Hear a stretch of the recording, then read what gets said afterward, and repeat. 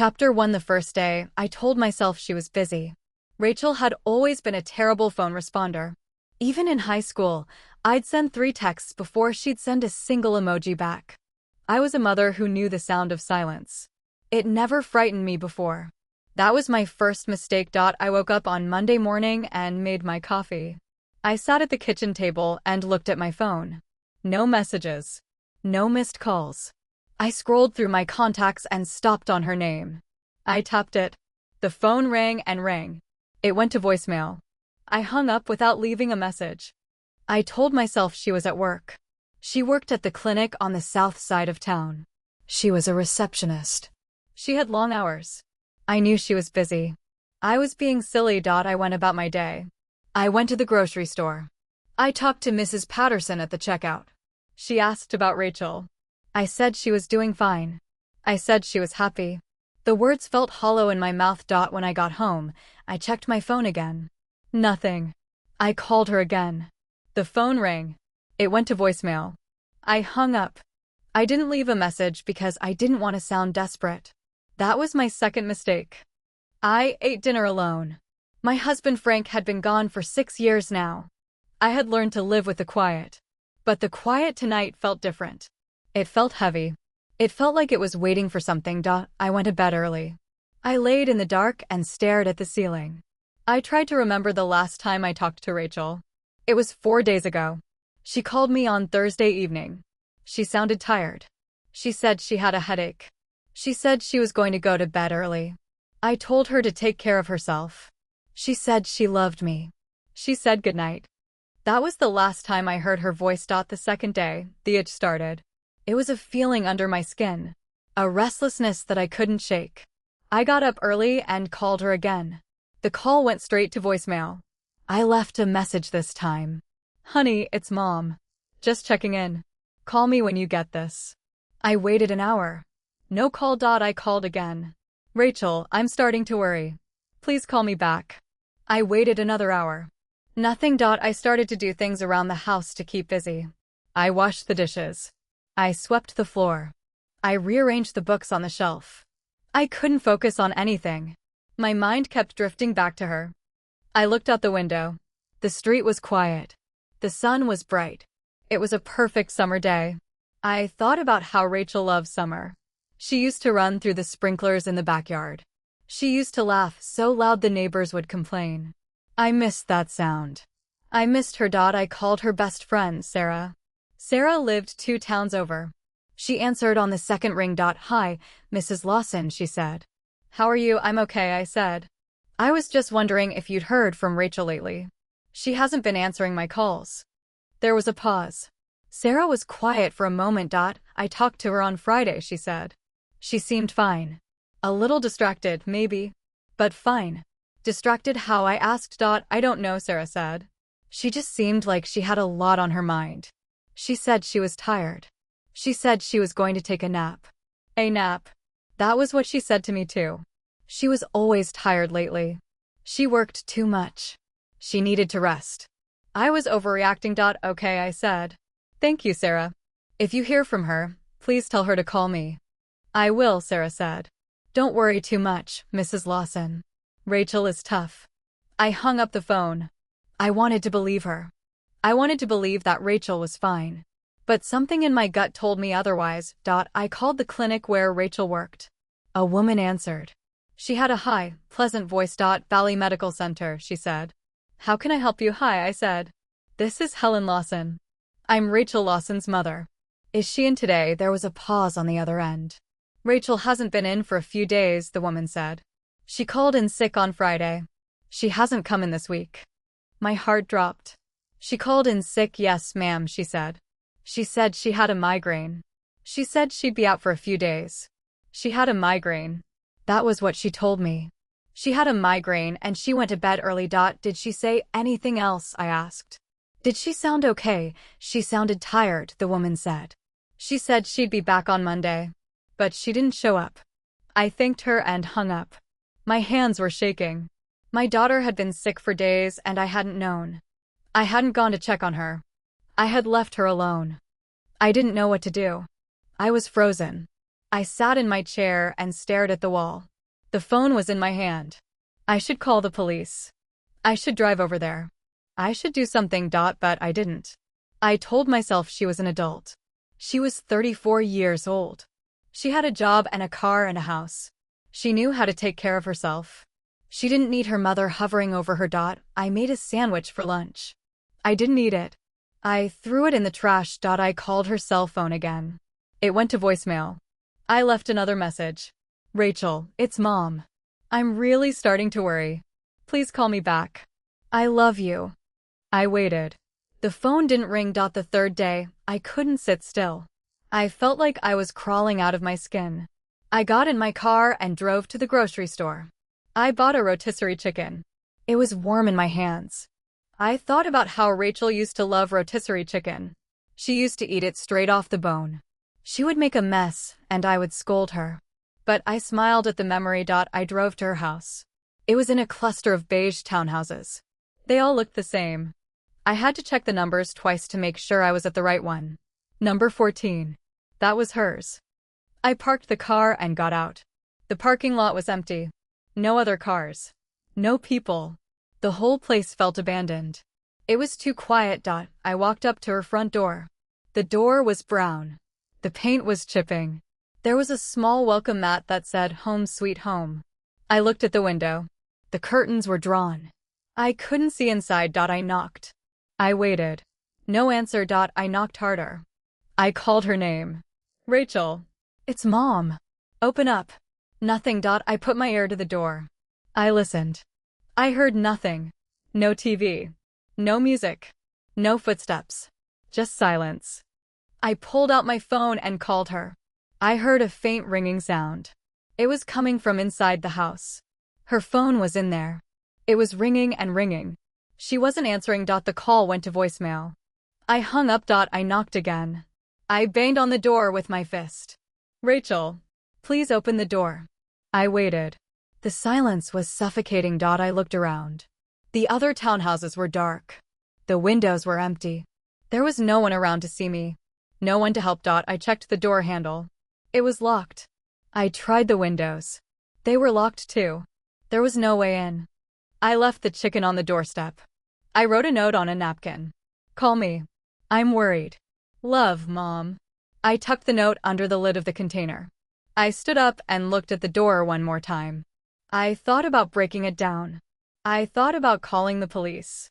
But I didn't.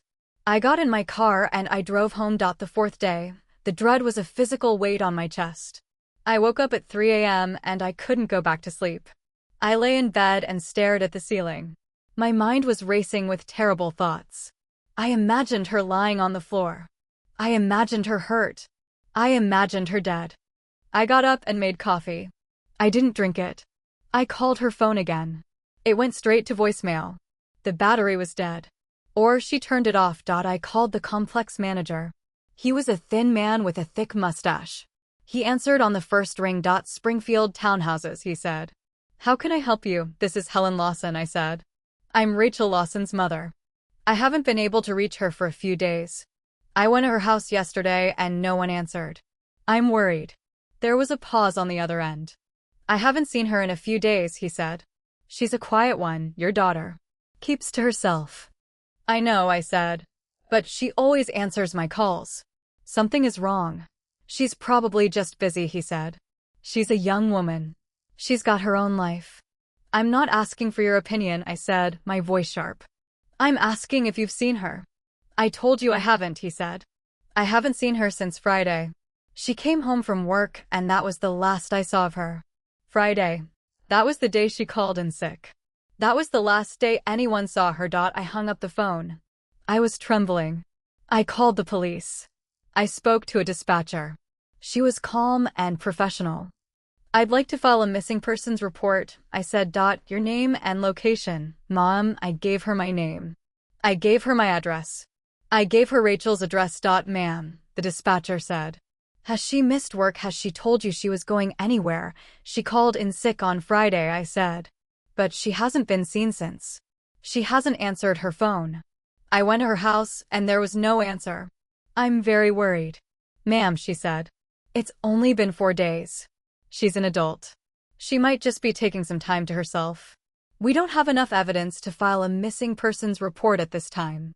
What do you mean you don't have enough evidence? I shouted. She's my daughter. She's missing.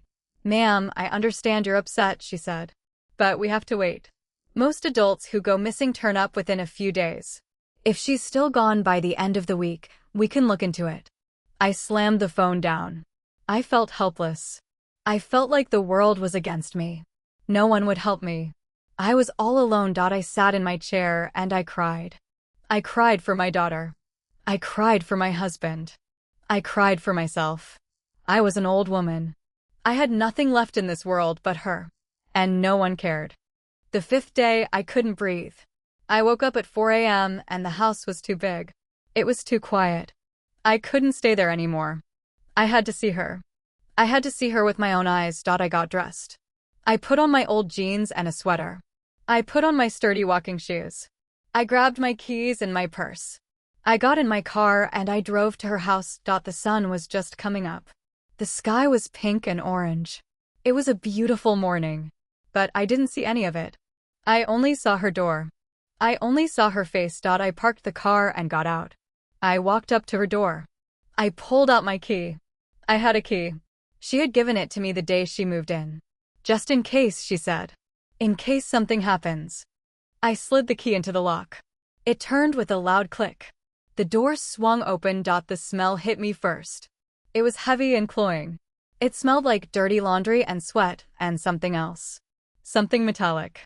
The living room was a mess. Cushions were on the floor. A lamp was knocked over.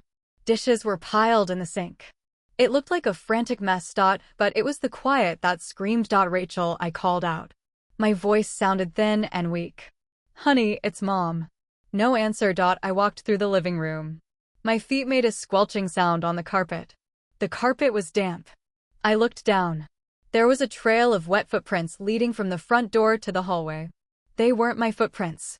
They were too big. They were from a man's shoe. I looked at the kitchen window. It was cracked. A tiny spider web of glass. A smear of dirt was on the floor. A plant was knocked over. Dirt was scattered across the linoleum like crumbs. I felt the first cold tendrils of fear wrap around my heart. And then I heard it. A sound from the bedroom. Scratching. Scratch. Pause. Scratch. Pause. My blood ran cold. The hair on my arms stood straight up. I knew that sound. It was the sound of nails dragging across wood. It was coming from under the bed. I crept down the hallway. My feet made a wet, squelching sound on the damp carpet. The air grew cooler with every step. The metallic smell was stronger here. It mixed with sweat and something sour. I put my hand on the bedroom door. The wood was cold. I pushed it open slowly. The hinges let out a long, miserable creak. The room was a disaster. Clothes were everywhere. The mattress was pulled off the bed frame and lay crookedly on the floor. The sheets were tangled into knots. The dresser drawers were yanked open. Empty. It looked like a struggle. It looked like a war had been fought in that small space. But the thing I focused on was the floor. The hardwood floor had deep grooves carved into it. Long, parallel lines. They looked like they had been made by something sharp. Something heavy. Something that had been dragged across the surface again and again. And the sound. The scratching. It was definitely coming from under the bed. Rachel, my voice came out as a whisper. I couldn't make it any louder. The scratching stopped. I took a step into the room. My foot crunched on broken glass. I looked down. It was a picture frame. The picture of me and her and Frank at her college graduation. The glass was shattered into 1,000 pieces. Her face smiled up at me, sliced in half by a jagged crack. The scratching started again. But this time, it was faster. More frantic. Scratch, scratch, scratch. It was desperate. It was angry. A primal instinct took over. I dropped to my knees. I bent down until my face was inches from the floor. The dust was thick. Cobwebs clung to the bed frame. I peered into the darkness under the bed. There was nothing there. Just a few dust bunnies. A forgotten shoe.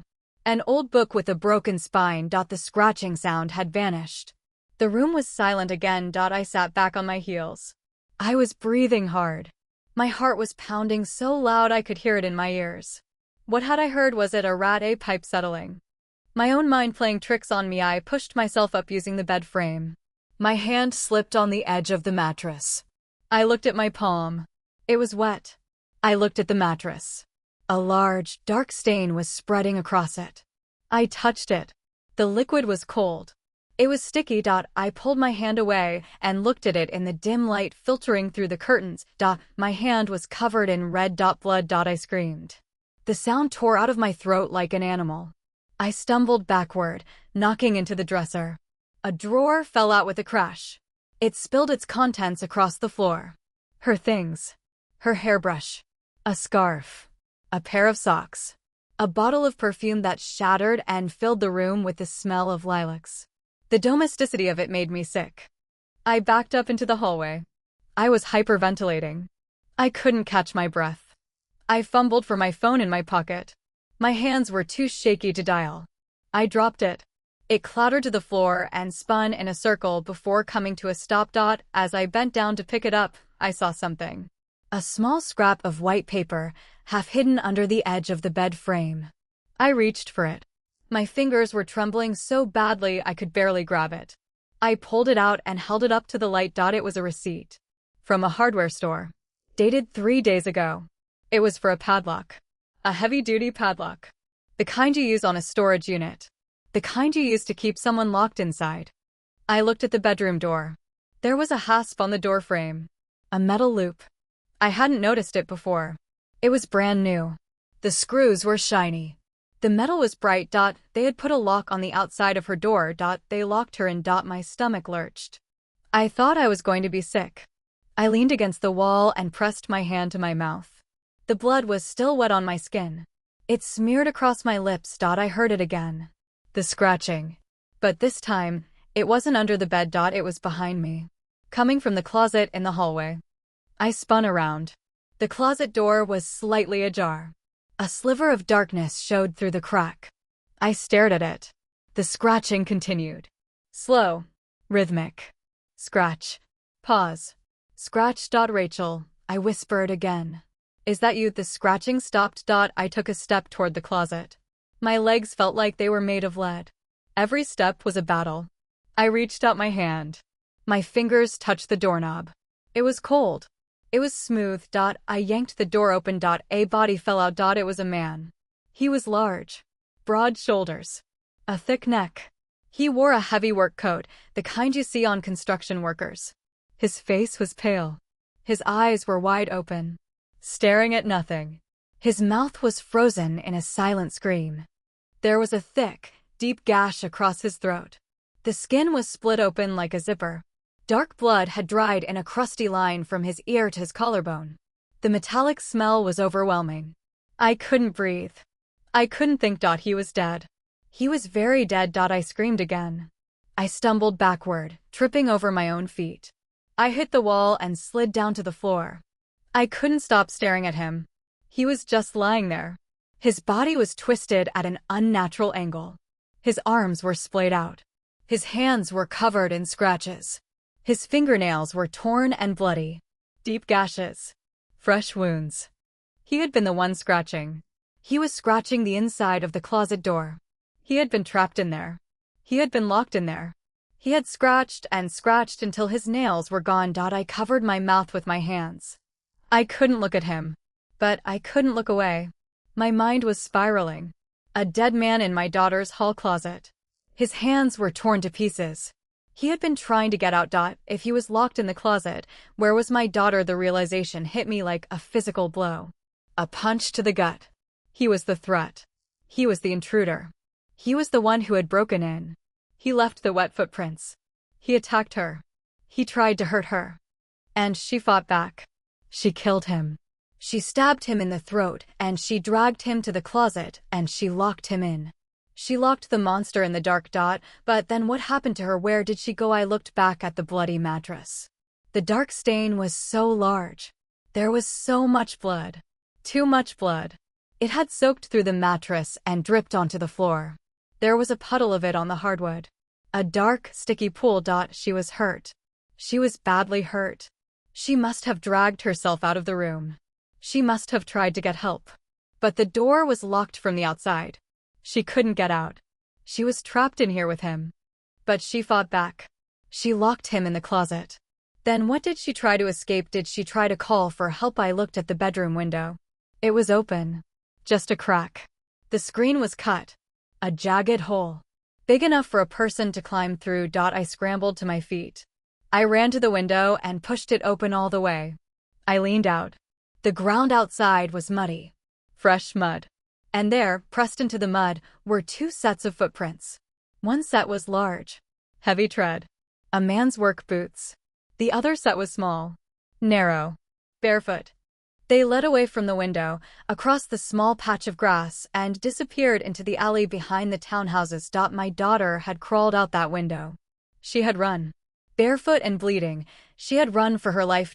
But why, if the intruder was dead, why was she still running? I looked back at the dead man in the hallway closet.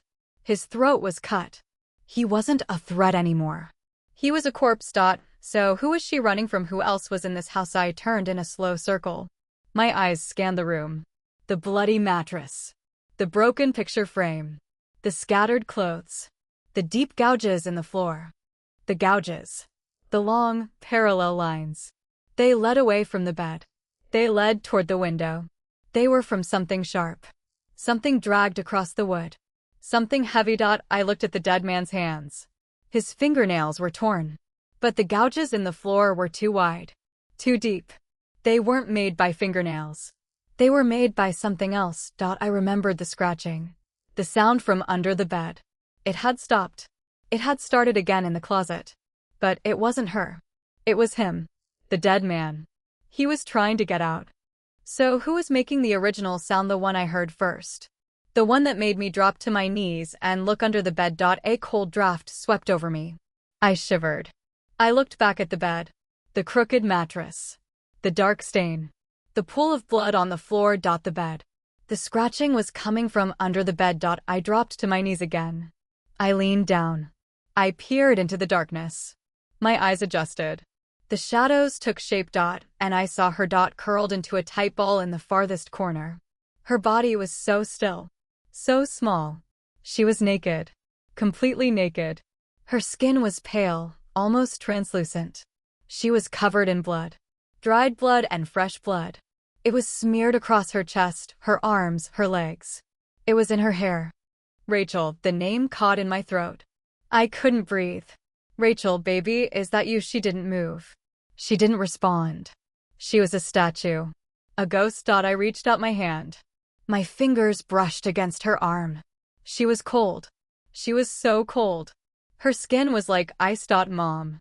Her voice was a rasping whisper. A sound that barely touched the air. It was weak. It was thin.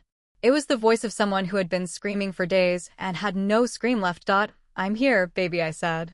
I'm here. I'm going to get you out. Did you get him? She asked. I looked at the hallway. The dead man's body was still in the closet. Yes, I said. He's gone. He's dead. She let out a long, shuddering breath. Her whole body trembled. She was still clutching something in her hands. Something small and metal. A kitchen knife. The blade was coated in dark, sticky blood. Her knuckles were white from the grip. He broke the window, she said. Her voice was getting weaker. Each word was an effort. He was so big. He said he knew you. He said you sent him.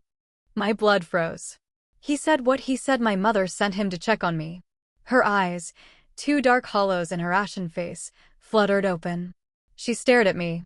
There was no recognition in her gaze. Just emptiness. He said you were worried. He said you wanted him to make sure I was okay. I told him you wouldn't do that. I told him you would never do that. I would never do that, I said. I would never send a stranger to your house. I would never send anyone. I came myself. I came as soon as I could. He laughed, she continued. He said you were so worried. He said you wanted him to take care of me. I said I'd call you. I said I'd call you right now and ask. He took my phone. He threw it against the wall. He said you couldn't be trusted. I looked at the wall. The shattered remains of her phone were on the floor. The screen was broken. The back was cracked. It was dark. It was dead. I realized he was lying, she said. But it was too late. He grabbed me. He threw me on the bed. He was going to. Shh, I said. It's okay. You're safe. You're safe now. No, she said. Her voice was barely a whisper. I'm not safe.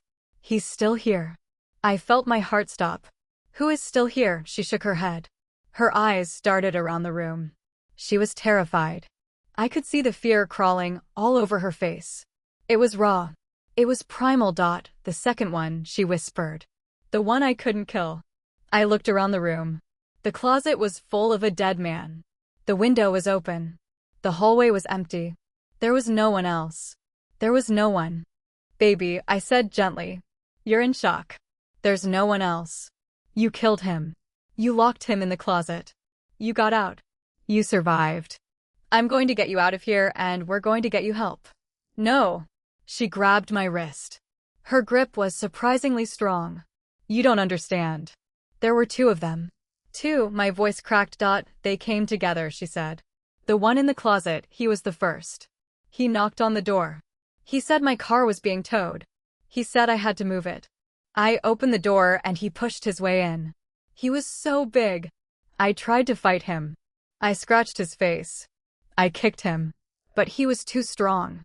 He threw me on the floor. He was going to. She stopped. Her eyes glazed over. She was reliving it. I could see it happening in her mind. Take your time, I said. You're safe now. He didn't see the knife, she said. It was on the counter. I'd been cutting vegetables. I grabbed it. I stabbed him. I stabbed him in the neck. He fell. He was bleeding everywhere. He was screaming. I kept stabbing. I couldn't stop. I had to make him stop. I looked at her hands. The blood on her fingers. The torn skin on her knuckles. She had fought with everything she had. She had won. She had survived. I dragged him to the closet, she continued. He was heavy. So heavy. I pushed him in and I shut the door. But I couldn't lock it. I didn't have a lock. I ran to the hardware store. I was covered in blood. No one saw me. No one looked at me. I bought the padlock. I came back. I locked him in. You did the right thing, I said. You defended yourself. You survived. I thought it was over, she said. I thought I was safe. But then the window broke. He came in through the window. He was faster. He was younger. He grabbed me from behind. He threw me on the bed. He was going to. He had a rope. He was going to tie me up. He said I was going to be a surprise for someone. A birthday present. Tears streamed down my face. My daughter. My little girl. The woman I'd raised alone after Frank died. She had been through a nightmare. I still had the knife, she said. I kept it with me. I never let it go. I stabbed him. I stabbed him in the chest. He fell under the bed. I held him there. I sat on top of the mattress and I held him down. I could feel him struggling. I could feel him trying to get out. He was scratching the floor. He was screaming. He begged me to let him go. He said he wouldn't hurt me. He said it was a mistake.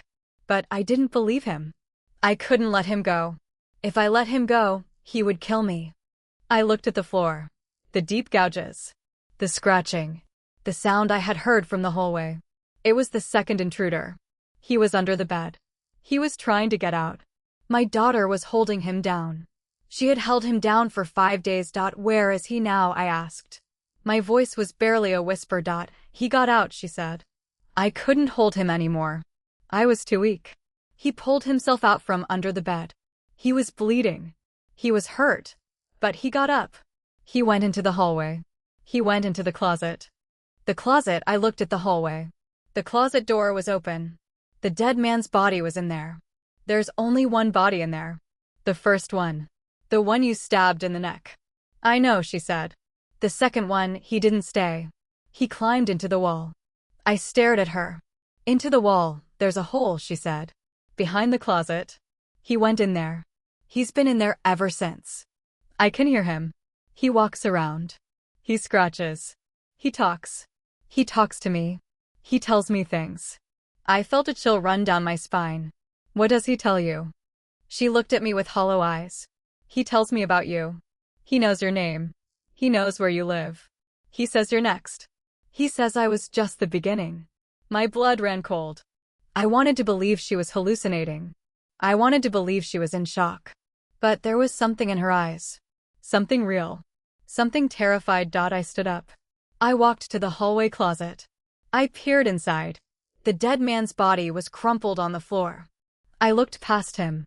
At the back of the closet, the wall was broken. A hole. A large, jagged hole. Big enough for a man to crawl through. I looked into the darkness. I couldn't see anything. But I could hear something. A faint sound. A whisper. It was too quiet to make out the words. But it was there. It was real. I backed away. My heart was pounding in my chest. I went back to Rachel. I knelt beside her. We're getting out of here, I said. Right now. We're going to the window. We're going to climb out and we're going to run. I can't walk, she said. I can't move. My legs won't work. I looked at her legs. They were covered in cuts and bruises. Her feet were raw. The soles were torn. She had crawled out the window. She had run barefoot through the mud. She had come back. She had dragged herself under the bed to hide. Then I'll carry you, I said. I'll drag you if I have to. We are not staying in this house. I reached for her. I grabbed her under the arms. I pulled her out from under the bed. She cried out in pain. Her body was broken. Her ribs were bruised. Her arms were covered in welts. I'm sorry, I said. I'm so sorry. But we have to go. I got her to her feet. She leaned on me. She was so light. So fragile. I put my arm around her waist and I led her toward the window. That's when I heard it. The scratching. It was coming from inside the wall. Right next to the window. Scratch. Scratch. Scratch. It was fast. It was furious. It was getting louder. I looked at the wall. The plaster was cracking. A small hole was forming. I could see fingers. Fingers pushing through the drywall. Twitching. Grabbing. Tearing. Go, I screamed. Go now. I pushed Rachel toward the window. She stumbled. She fell. She landed on the floor with a thud. I didn't stop. I grabbed her. I lifted her. I shoved her through the window. She tumbled out and landed in the mud with a wet slap. I turned to follow her. The fingers were through the wall now. A whole hand. It was reaching for me. It was grasping at the air. I threw myself through the window. The glass cut my arms. The frame scraped my ribs. I landed in the mud next to Rachel. I scrambled to my feet. I grabbed her arm. I pulled her up. Run, I said. Run. We ran. Barefoot. Bleeding. We ran across the grass. We ran through the alley. We ran until we couldn't run anymore. I collapsed against a dumpster. Rachel fell next to me. We were both gasping for breath. We were both covered in mud and blood. I looked back at the townhouse. The window was dark. The curtains were blowing in the wind. The hole in the wall was getting bigger. I could see something moving in the darkness. A shape. A shadow. He was coming out. I grabbed Rachel's hand. Come on. We have to keep going. We stumbled out of the alley. We reached the street. A car was coming. I waved my arms. I screamed. The car stopped. An old man got out. He looked at us with wide eyes. His mouth fell open. Call the police, I said. Call an ambulance. Please. He pulled out his phone. He dialed 911. He spoke in a shaky voice. There's a woman. 2 women. Covered in blood. At the corner of Maple and 5th. They need help. Send someone now.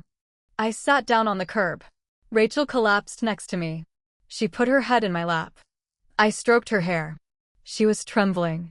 So was I. The police arrived. The paramedics arrived. They took Rachel.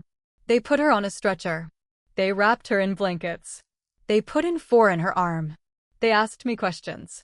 I couldn't answer. I looked back at the townhouse. The shape was gone. The shadow had disappeared. He had gone back into the wall. He had gone back into the darkness. I sat in the ambulance with Rachel. I held her hand. Her grip was weak. Her eyes were closed. She was drifting in and out of consciousness. Mom, she whispered. I'm here, I said. Don't let him find me, she said. Promise me. I promise, I said. But I knew it was a promise I couldn't keep. Because the man in the wall, he knew where we were going. He had been listening. He had been watching. And he wouldn't stop until he found us. The ambulance ride was a blur of sirens and flashing lights. I held Rachel's hand the whole time. Her fingers were cold. Her pulse was weak. The paramedic kept checking her vitals. His face was grim. He didn't say much. He didn't have to. I could read the worry in his eyes. We arrived at the hospital. They wheeled Rachel into the emergency room. A nurse tried to guide me to a waiting area. I refused. I followed the gurney. I stood in the corner of the trauma bay. I watched them work on her. They cut off her clothes. They cleaned her wounds. They put in more IVs. They hooked her up to machines. Beeping. Blinking. The sound of her heart. The doctor came to talk to me.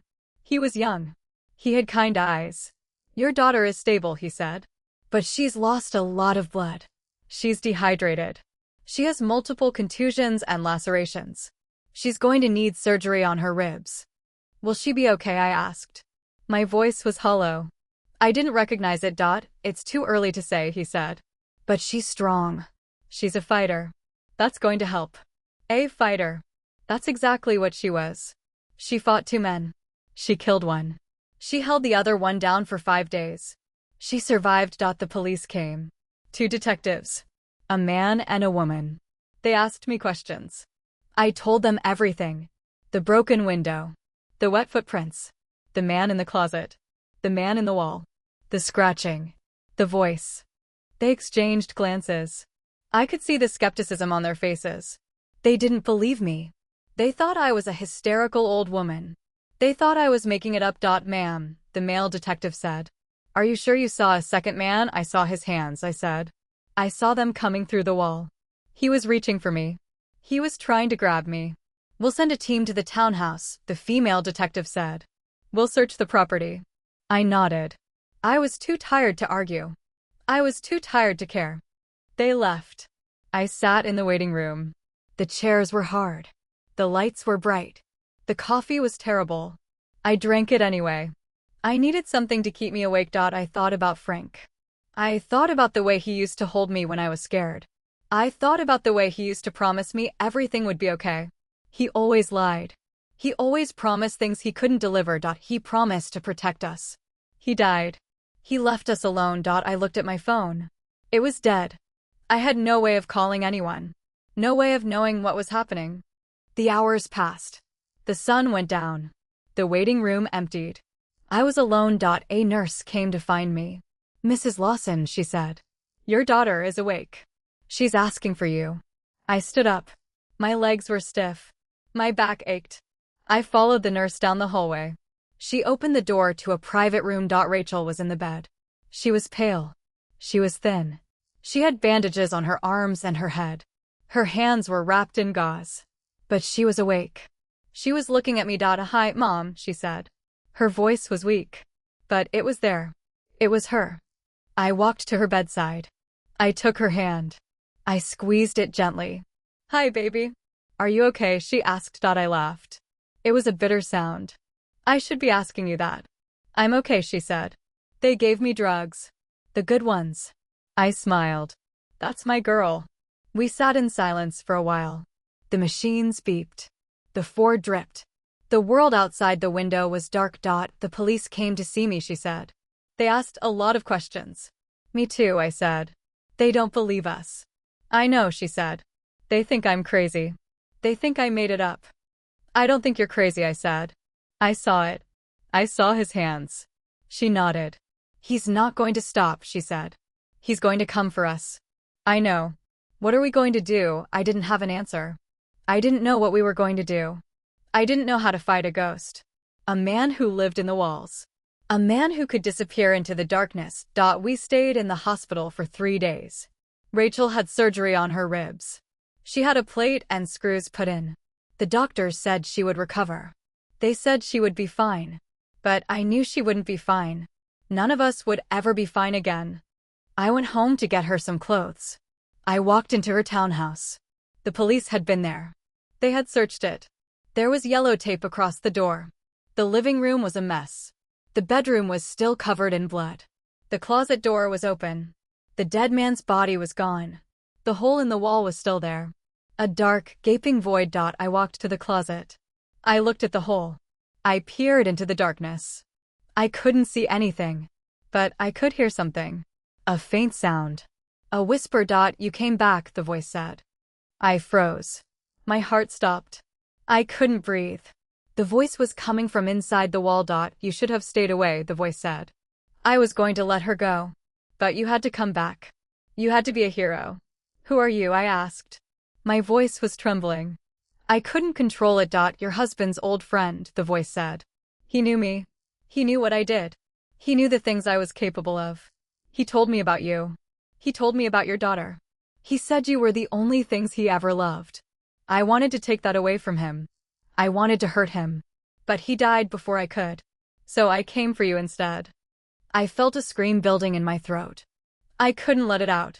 I had to keep quiet. I had to stay calm. I don't know what you're talking about, I said. Frank never mentioned you. He never told me about any friends. He never told you about the war, the voice said. He never told you what he did. He never told you about the men he killed. The families he destroyed. He was a monster, your husband. He just hid it better than the rest of us. You're lying, I said. Frank was a good man. He was a kind man. He would never hurt anyone. He would hurt anyone, the voice said. He hurt me. He took everything from me. He left me for dead. He buried me in a shallow grave. But I survived. I crawled out of the ground. I came back. I've been waiting for this. For years. I've been waiting to take everything from him. I took a step back. I was shaking uncontrollably. My mind was reeling. Frank was a soldier. He had been in the war. He had seen terrible things. He had done terrible things. He told me about some of it. But not all of it. He kept secrets. He kept them hidden. Please, I said. Please leave us alone. We didn't do anything to you.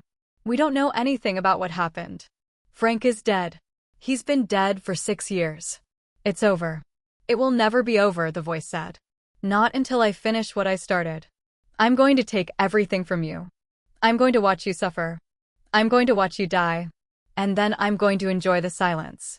I ran. I ran out of the townhouse. I ran down the street. I ran to my car. I got in. I locked the doors. I started the engine. I drove away. I drove back to the hospital. I ran through the hospital. I burst into Rachel's room. She was asleep. She woke up when I slammed the door. She saw my face. She knew something was wrong. What happened? She asked. What did you see? He's still there, I said. He's in the wall. He's been there all along. He knows Frank. He used to know him. He's been planning this for years. Planning what? She asked. Planning to kill us, I said. He wants revenge. He wants to take everything away from Frank. He wants to destroy us. We sat in silence. The weight of it all crashed down on us. A stranger. A ghost from the past. He was hunting us. He was never going to stop. We have to go, I said. We have to leave. We have to go somewhere he can't find us. Where? Rachel asked. Where can we go? I don't know, I said. But we can't stay here. It's not safe. I called the police. I told them about the voice. I told them about the man in the wall. They sent a car to the townhouse. They searched it again. They didn't find anything. No sign of him. No evidence. Just an empty hole. They told me I was overreacting. They told me I was imagining things. They told me to go home and get some sleep. But I knew he was real. I knew he was out there. I knew he was coming for us. I took Rachel out of the hospital. I drove her to my house. I locked every door. I locked every window. I checked every room. Every closet. Every corner. I sat in the living room with a baseball bat in my hands. I stared at the walls. I listened for any sound. Any hint of scratching. Any whisper. The house was silent. But the silence was a lie. It was a trap. It was waiting for me to let my guard down. I looked at Rachel. She was asleep on the couch. Her face was peaceful. She looked like a little girl. I looked at the wall. A crack. A hairline crack. It hadn't been there before. I stared at it. I watched it grow. The plaster was bulging.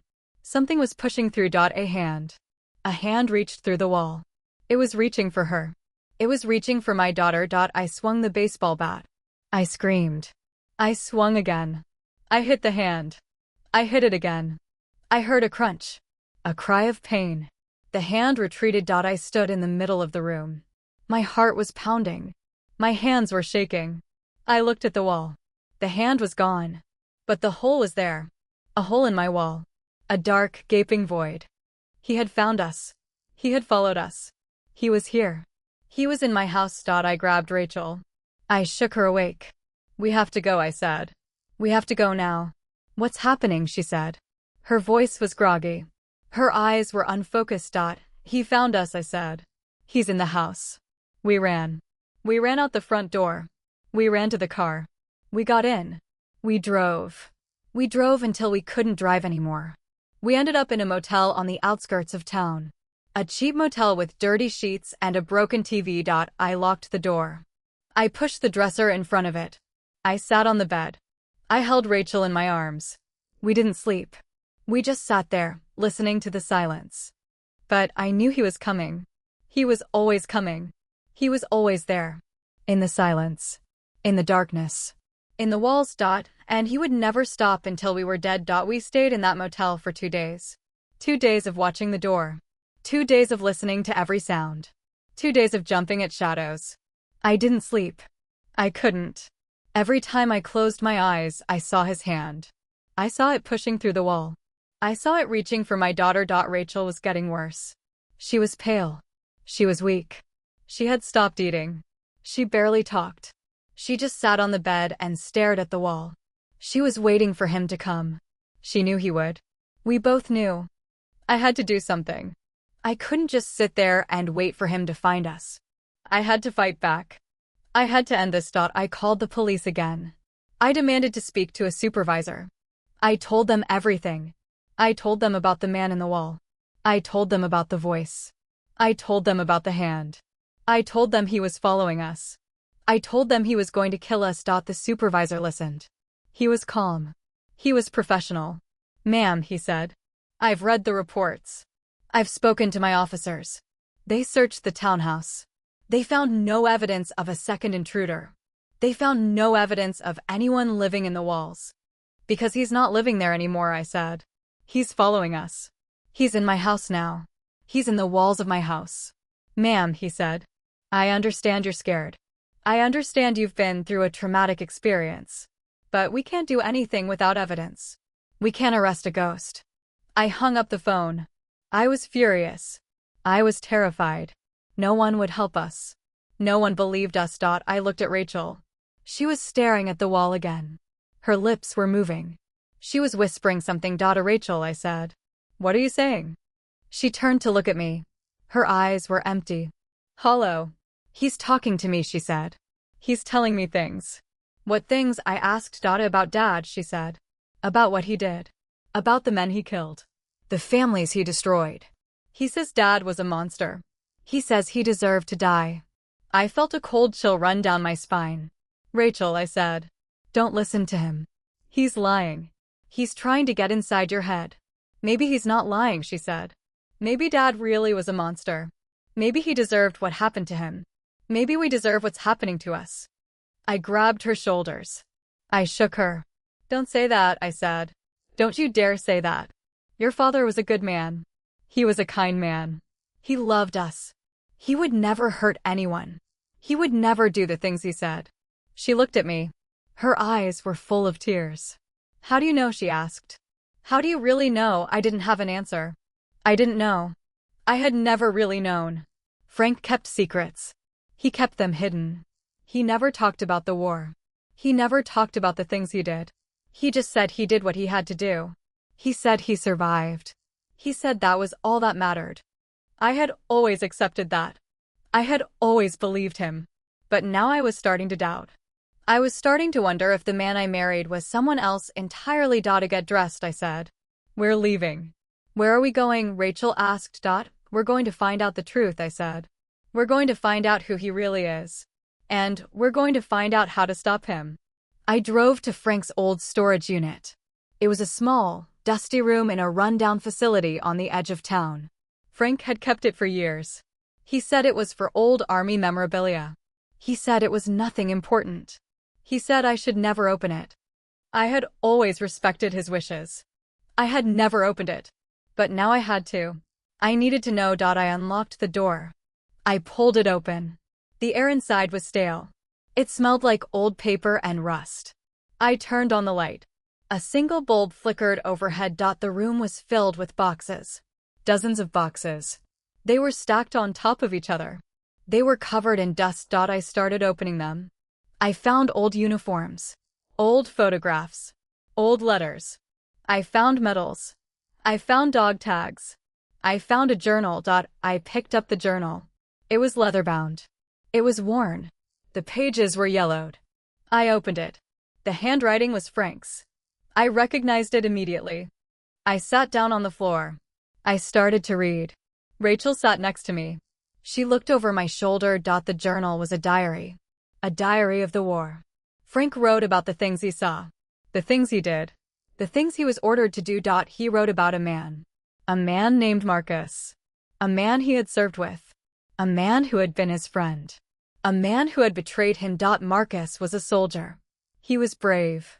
He was loyal. He was everything a soldier should be. But then something happened. Marcus did something terrible. He committed a crime. He murdered a family. A family of civilians. A mother. A father. 2 children. He killed them all. Frank found out. Frank reported him. Marcus was court-martialed. He was sentenced to death. But before the sentence could be carried out, Marcus escaped. He disappeared into the jungle. He was never seen again. Frank wrote about the guilt he felt. He felt responsible. He felt like he had failed. He had trusted Marcus. He had believed in him. He had been wrong. I flipped through the pages. I found a photograph. It was a picture of Frank and another man. They were in uniform. They were smiling. The other man was tall. He had dark hair. He was holding a rifle. I turned the photograph over. On the back, in Frank's handwriting, was a name. Marcus. My heart stopped. I stared at the photograph. I stared at the face of the man who was hunting me. He had been Frank's friend. He had been betrayed. He had been sentenced to death.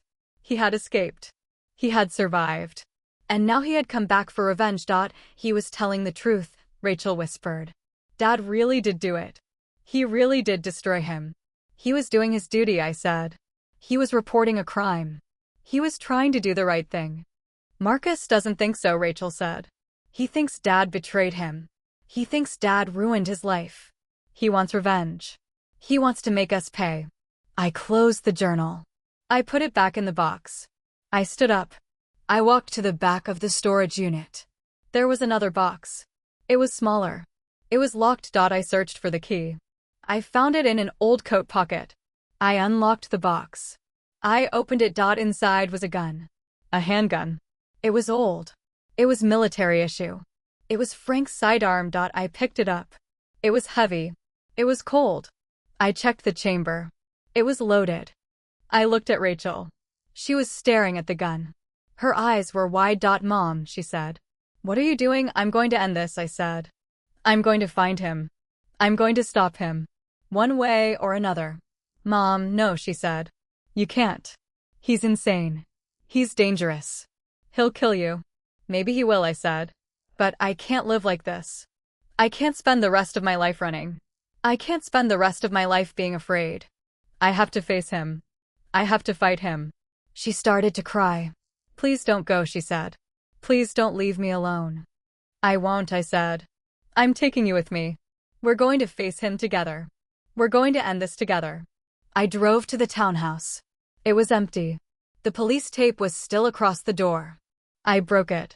I went inside. Rachel followed. The house was dark. The air was cold. The smell of blood was still there. Faint. Lingering. I walked to the bedroom.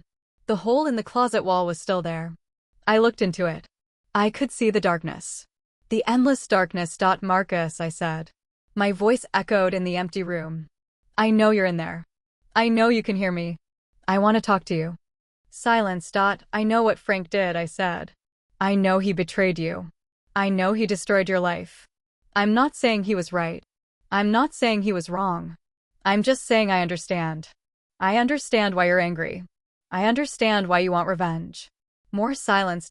But Frank is dead, I said. He's gone. He can't feel your anger anymore. He can't feel your pain.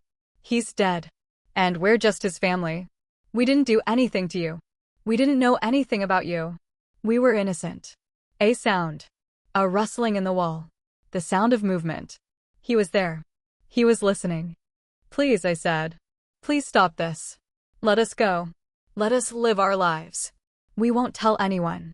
We won't come back. We'll just disappear. We'll be gone. The rustling stopped. A long silence. I held my breath. And then the voice came. Soft. Rasping. I can't let you go, Marcus said. If I let you go, you'll tell everyone. You'll destroy me. You'll make me a monster. I can't let that happen. I can't let you ruin me the way Frank ruined me. Then what do you want? I asked. What do you want from us? I want you to suffer, he said. I want you to feel the same pain I felt. I want you to watch the people you love die. I want you to be alone. Just like I was alone. I felt a cold fury building inside me. I had tried to reason with him. I had tried to be understanding. But he was beyond reason. He was beyond understanding. He was a monster. He was exactly what Frank said he was. You want to see me suffer, I said. Fine. I'll show you suffering. I raised the gun. I pointed it at the hole in the wall. Come out, I said. Come out and face me. Come out and fight me like a man. A laugh. A low, rumbling laugh. You don't have the guts to shoot me, he said. You're weak. You're just like Frank. You're a coward. I'm not Frank, I said. I'm not a soldier. I'm not a killer. But I'm a mother. And I will do anything to protect my daughter. Anything. I pulled the trigger. The gun went off. A loud bang.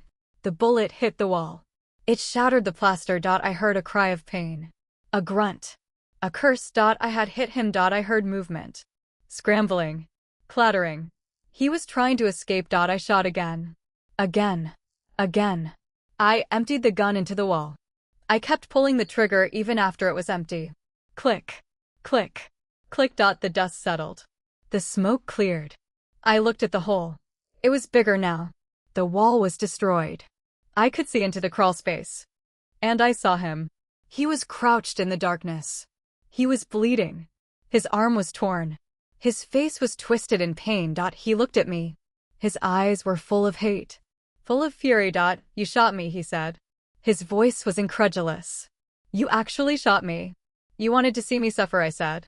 Now you know what suffering feels like. He lunged at me. He was fast. He was strong. But he was wounded.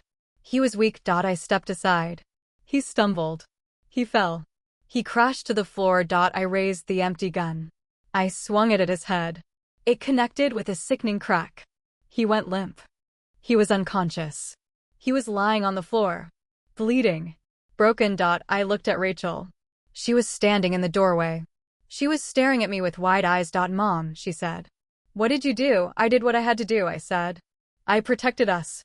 I saved us. I called the police. I told them I had the intruder. I told them he was in the townhouse. I told them he was injured. I told them to come quickly. They arrived within minutes. They took Marcus away. They arrested him. They charged him with multiple counts of assault and battery, false imprisonment, and attempted murder. He was going away for a long time. I sat in the police station. I gave my statement. I told them everything. They believed me this time. They had to. They had the evidence. Rachel was in the hospital again. She was in shock. She was traumatized. But she was alive. She was safe. I sat in the waiting room. I thought about Frank. I thought about Marcus. I thought about the war. I thought about the secrets. The lies. The things we hide from the people we love. I had never really known Frank. I had never really known who he was. I had loved him. But I had never understood him. And now I would never get the chance. Marcus was gone. He was in prison. He couldn't hurt us anymore. But the silence was still there. The emptiness. The void. I went home. I sat in my living room. I looked at the wall. The hole was still there. I had patched it. I had painted it. But I could still see it. I could still hear him. The scratching. The whispering. The voice. It would never go away. It would always be there. In the silence. In the darkness. In the walls of my mind. But I had survived. We had survived. And that was all that mattered. Reflection. This whole ordeal taught me something I will never forget. Fear is a liar. It tells you that you're weak. It tells you that you can't fight back. It tells you that the monsters are always going to win. But they don't. The monsters only win if you let them. I almost let them. I almost let the fear consume me. But I didn't. I fought. I survived. And I will never stop fighting. Not for myself. Not for my daughter. We are stronger than the shadows. We are stronger than the fear. Closing line. You can patch the holes in your walls, but the real ones stay in your mind, scratching at the quiet, waiting for you to listen. Call to action. If you've ever had to fight for the ones you love, hit that like button. Share this story with someone who needs to hear it. And don't forget to subscribe for more tales of survival and revenge. Because sometimes, the scariest monsters aren't hiding under the bed. They're hiding in plain sight. The trial lasted 3 weeks. Marcus sat in the defendant's chair every single day. He never looked at me. He never looked at Rachel. He just stared straight ahead at the wall, his face blank, his eyes empty. The prosecution laid out the evidence methodically. The broken window. The padlock receipt. The bloody mattress. The deep gouges in the floor. The hole in the wall. The network of crawl spaces that connected every unit in the townhouse complex. They showed pictures of his makeshift living space inside the walls. A sleeping bag. Empty food wrappers. A collection of photographs. Photographs of me. Photographs of Rachel. Photographs of Frank. He had been watching us for years. Years. Rachel testified. Her voice was steady. Her eyes were clear. She told the jury everything. The first intruder. The second intruder. The scratching under the bed. The 5 days of holding him down. The fear. The pain. The silence. The jury listened. They believed her. I testified too. I told them about the voice in the wall. The whisper that knew my name. The hand that reached for my daughter. The gun. The shot. The silence that followed. I told them I was not a violent person. I told them I had never hurt anyone in my life. I told them I would do it all over again to protect my child. The jury deliberated for 4 hours. They came back with a verdict. Guilty on all counts. Marcus was sentenced to life in prison without the possibility of parole. He was led away in handcuffs. He still didn't look at me. I walked out of the courthouse and into the sunlight. The air was warm. The sky was blue. I took a deep breath. It was over. It was finally over. Rachel was waiting for me on the steps. She was smiling. A real smile. The first one I had seen in months. She hugged me. She held me tight. We did it, she said. We survived. I hugged her back. I held onto her. I didn't let go. I looked back at the courthouse. I thought about Frank. I thought about Marcus. I thought about the secrets. The lies.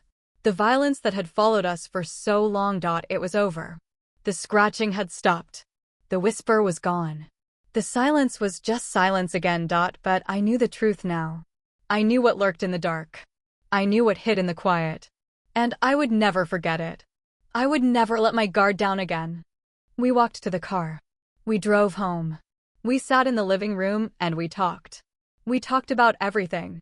We talked about Frank. We talked about the war. We talked about the things we had hidden from each other. We talked until the sun went down and the stars came out. And then we sat in silence. But it was a different kind of silence. It was peaceful. It was calm. It was the silence of two people who had survived the storm. The monsters are real. They hide in plain sight. They wear the faces of people we trust. They whisper in the dark. They scratch at the walls. But they can be beaten. They can be stopped. And sometimes, the only way to stop them is to fight back. To stand your ground. To pull the trigger.